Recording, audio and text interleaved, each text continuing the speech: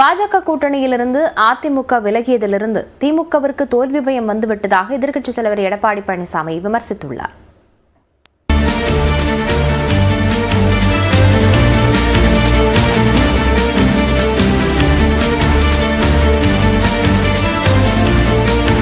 கன்னியாகுமரி மாவட்டம் நாகர்கோவிலில் அதிமுக கூட்டணி கட்சி வேட்பாளர் பசிலியான் நசரேத் மற்றும் விடவங்கோடு சட்டமன்ற இடைத்தேர்தல் வேட்பாளர் ராணி ஆகியோரை ஆதரித்து எடப்பாடி பழனிசாமி தேர்தல் பரப்புரை மேற்கொண்டார்.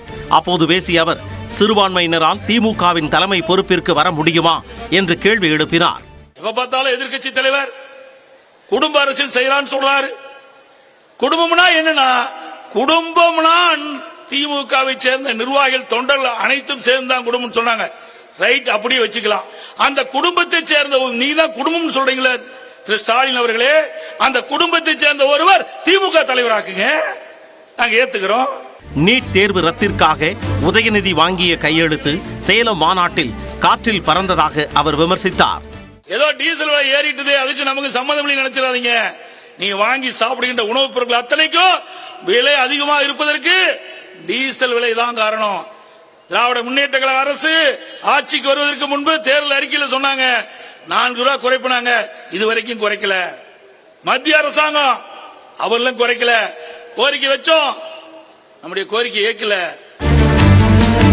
இதனைத் தொடர்ந்து தென்காசி மாவட்டம் சங்கரன் கோவில் சென்ற அவர் புதிய தமிழகம் கட்சித் தலைவர் கிருஷ்ணசாமியை ஆதரித்து பரப்புரை மேற்கொண்டார். அப்போது திமுக கூட்டணியில் தற்போது உள்ள கட்சிகள் அடுத்த தேர்தல் வரை நீடிக்காது என்று கூறினார். திமுக ஆட்சியில் கொண்டு வந்த திட்டங்களை பற்றி மக்களிடம் பேசாமல் தன்னை பற்றியே பேசி வருவதாக எடப்பாடி பழனிசாமி விமர்சித்தார். என்னை பற்றி பேசி என்ன பிரயோஜனம்? மாஞ்சாலை தோட்ட தொழிலாளர்கள் கூலி உயர வேண்டும் என்று அங்க மாவட்ட செயலாளர் அலுவலகத்துக்காக மனு கொடுக்கறதுக்காக போறாங்க. திரளான கூட்டம். டாக்டர் தான் தலைமை தாங்கினார்.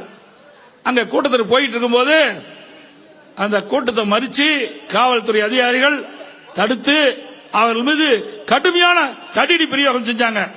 அது தாக்கு முடிக்க முடியாத அருகில் இருக்கின்ற தாமிரபரணி ஆற்றுல பல பேர் குதிச்சு 18 பேர் உயிரிழந்துட்டாங்க. 18 பேர் உயிரிழந்து விட்டாங்க.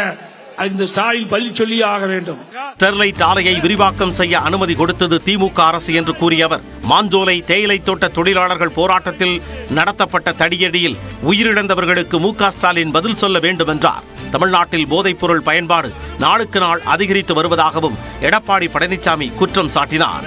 இந்த போதைப் பொருளை கட்டுப்படுத்த வேண்டும் என்றால் முதலில் இந்த அரசாங்கத்தை தூக்கி எறியப்பட வேண்டும்.